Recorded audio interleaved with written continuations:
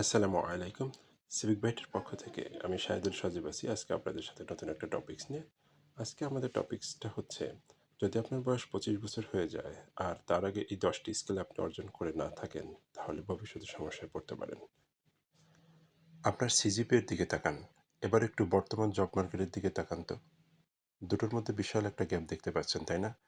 আমাদের শিক্ষা ব্যবস্থা আমাদের কবিতা মুখস্থ করতে শেখায়, কিন্তু বাস্তব জীবনে কিভাবে টিকে থাকতে হবে, তার সফল হতে হবে, সেটা নিয়ে একদমই চুপ। 2026 সালে এসে শুধু একটা ডিগ্রি মানে এক টুকরো কাগজ ছাড়া আর কিছুই না। আসল কারেন্সি হলো আপনার স্কিল। আজ আমরা এমন 10টি দক্ষতা নিয়ে কথা বলবো যা একজন বাংলাদেশি শিক্ষার্থীর 25 বছর হওয়ার আগেই আয়ত্ত করা উচিত। এআই লিটারেসি বা প্রম্পট, স্কিল নাম্বার 1। এআই আপনার চাকরি কেড়ে নিবে, একেবারেই ভুল ধারণা। কিন্তু যে ব্যক্তি এআই ব্যবহার করতে জানে সে আপনার চাকরিটা কেড়ে নেবে, এটা কিন্তু সঠিক। আপনি ইঞ্জিনিয়ার হন বা মার্কেটিংয়ের ছাত্র, চ্যাট জিপিটি বা গেমিনির মতো টুলগুলো ব্যবহার করা এখন বাধ্যতামূলক। শুধু হাই না লিখে কিভাবে সঠিক প্রম্পট দিয়ে এআই থেকে সেরা রেজাল্ট বের করা যায় তা শিখুন। স্কিল নাম্বার 2, ফিনান্সিয়াল লিটারেসি, যেটাকে আমরা বাংলায় বলতে পারি টাকা ব্যবস্থাপনা বা টাকা ম্যানেজমেন্ট। আমরা ক্যালকুলাস শিখি কিন্তু ট্যাক্স বা ডিপিএস কিভাবে কাজ করে তা জানি না। বাস্তবতা হলো, বাংলাদেশে আমাদের শুধু সঞ্চয় করতে শেখানো হয়, কিন্তু বিনিয়োগ নয়। 50-30-20 নিয়ম শিখুন। 50% প্রয়োজন, 30% শখ, 20% সঞ্চয়। মুদ্রাস্ফীতি বা ইনফ্লেশন আপনার জমানো টাকার ভ্যালু কিভাবে কমিয়ে দিচ্ছে সেটা বুঝুন। Skill number 3, professional communication. আপনি পৃথিবীর সবচেয়ে বুদ্ধিমান মানুষ হতে পারেন, কিন্তু সেটা যদি অন্যকে বুঝিয়ে বলতে না পারেন, তবে আপনার কোনো দাম নেই। এটা শুধু ইংরেজি বলা নয়, এটা হলো কোল্ড ইমেইলিং এবং লিঙ্কডইনে স্মার্টলি আপনাকে উপস্থাপন করা। ইমেইলে রেসপেক্টেড স্যার বলাটা কমিয়ে দিন, টু দ্য পয়েন্টে কথা বলুন, আর নিজের নেটওয়ার্ক সোশ্যাল মিডিয়াতেও বাড়ান। স্কিল নাম্বার 4, ডিজিটাল মার্কেটিং এবং পার্সোনাল ব্র্যান্ডিং। 2026 সালে এসে যদি আপনার কোনো অনলাইন ব্র্যান্ড না থাকে, তবে আপনি ভিড়ের মধ্যে হারিয়ে যাবেন।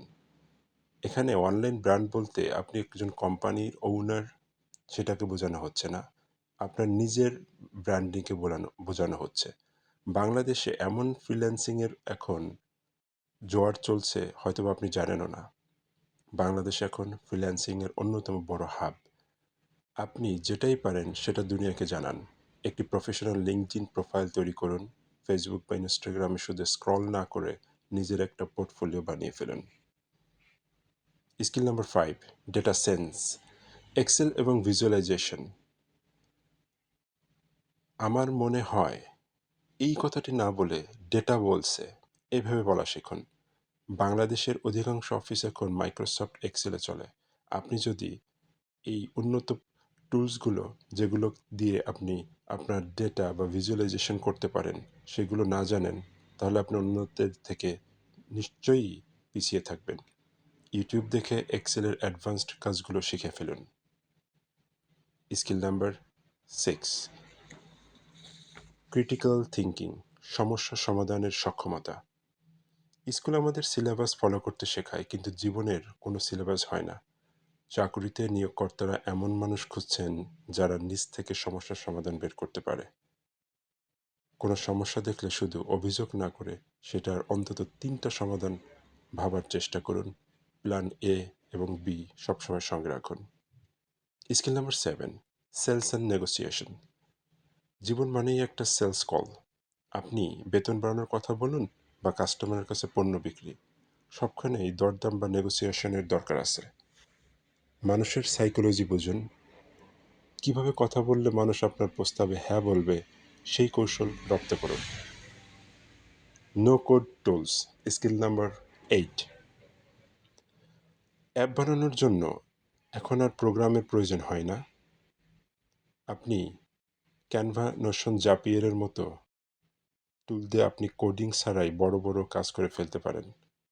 আপনার প্রতিদিনের কাজগুলোকে সহজ করতে এই স্মার্ট টুলগুলোর ব্যবহার আজই শুরু করুন।